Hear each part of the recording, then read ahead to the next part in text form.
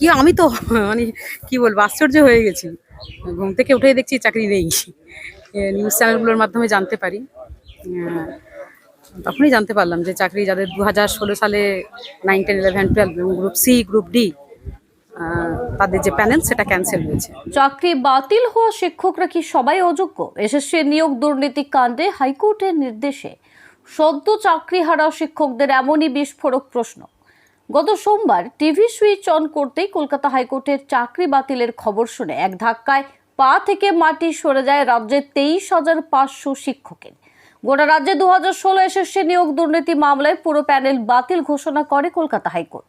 আর এরপরই মাথায় হাত পড়ে সদ্য চাকরি হারাদের। তাদের অনেকের অভিযোগ 23,500 শিক্ষকের চাকরি বাতিল হয়েছে, এর মধ্যে সবাইকে অযোগ্য।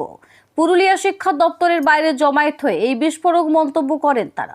তাদের বিশ্বাস, রাজ্য সরকারের নিয়োগ দুর্নীতিতে মোট 5,000 নিয়োগের ত্রুটি পাওয়া গিয়েছে। তাহলে সঠিক তদন্ত না করে কেন পুরো প্যানেল বাতিল করা হলো? তারা আগামী দিনে এই প্রশ্নের উত্তর খুঁজতে আন্দোলনের রূপরেখা তৈরি করলেন। আগামী দিনে আইনি লড়াই করবে বলেও জানান তারা।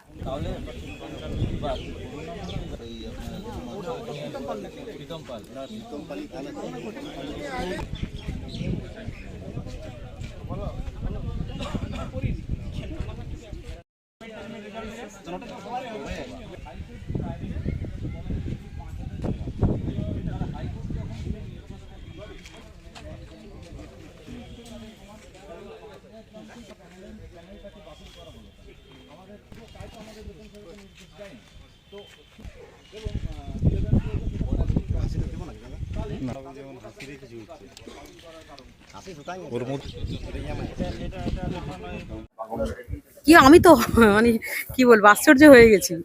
ঘুম থেকে উঠে দেখছি চাকরি নেই। নিউজ চ্যানেলগুলোর মাধ্যমে জানতে পারি। আহ, তখনই জানতে পারলাম যে চাকরি যাদের 2016 সালে 9, 10, 11, 12 এবং গ্রুপ সি, গ্রুপ ডি, তাদের যে প্যানেল সেটা ক্যান্সেল হয়েছে। না, নোটিশ তো করা হয়নি এখন। না না, ছুটি পড়ে গেছে তো, 22 তারিখ থেকে ছুটি পড়ে গেছে, যার জন্য যাওয়া। অযোগ্যদের অযোগ্যতা বিচার করতে গিয়ে আর যোগ্যরাও একটা ব্যাপক সমস্যার সম্মুখীন হচ্ছে। হ্যাঁ, কি বলবেন বিষয়টা? দেখুন, এটা তো মানে কি বলবো, এটা আশ্চর্য লাগছে, ভেবে আশ্চর্য লাগছে। এই যে আদালত যে রায়টা দিলেন, আমাদের তো বিচারকের উপরে একটা আস্থা ছিল। হ্যাঁ, উনি যে এই বিচারটা করলেন, মুড়ি আর মুরগির মধ্যে পার্থক্য করতে পারলেন না, যোগ্য অযোগ্যটা ওনাদের কথা ছিল বিচারটা করার। এটা কিরকম রায় দিলেন, এটা ভেবেই তো আশ্চর্য লাগছে। দেখুন, যে হাইকোর্টের যে রায়টা দিয়েছে সেটা যোগ্য এবং অযোগ্য এই বিবেচনা না করেই মানে গোটা প্যানেলটাকে বাতিল করা হয়েছে।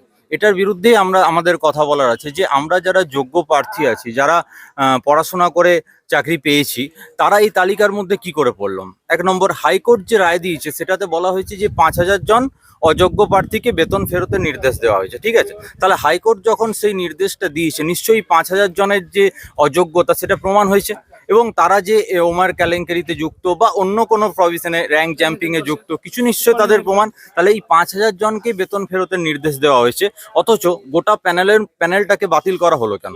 আমাদের বক্তব্য হচ্ছে যে আমরা তার মানে যোগ্য, তাই তো আমাদের বেতন ফেরতের নির্দেশ দেয়নি। তো সেই আমরা যোগ্য প্রার্থীরা হিসাবে বলছি যে আমরা যখন যোগ্য, তাহলে আমাদের চাকরিটা কেন বাতিল করা হলো? 1 নম্বর। দ্বিতীয়ত, আমাদের 9, 10 এবং 11, 12 9, 10 8.90% আপনার অযোগ্য প্রার্থী আছে। ঠিক আছে, 933 জনের মতো, এবং 11, 12 সেটা 14% মতো।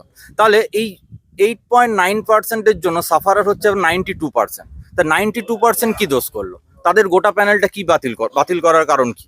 এবং সেম 11, 12 14% আপনার ক্যান্ডিডেটদের অযোগ্য প্রমাণিত হয়েছে। তাহলে বাকিদেরকে কেন বাতিল করা হলো?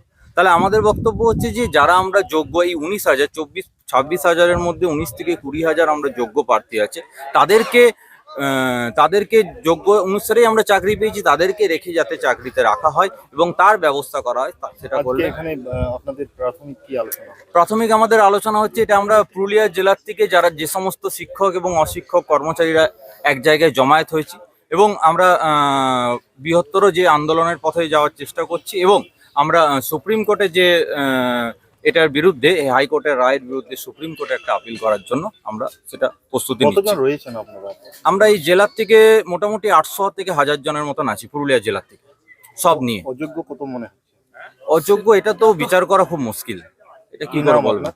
আমার নাম অভিষেক দা, বড়াসিনী এনএল হাই স্কুল, পুরুলিয়া।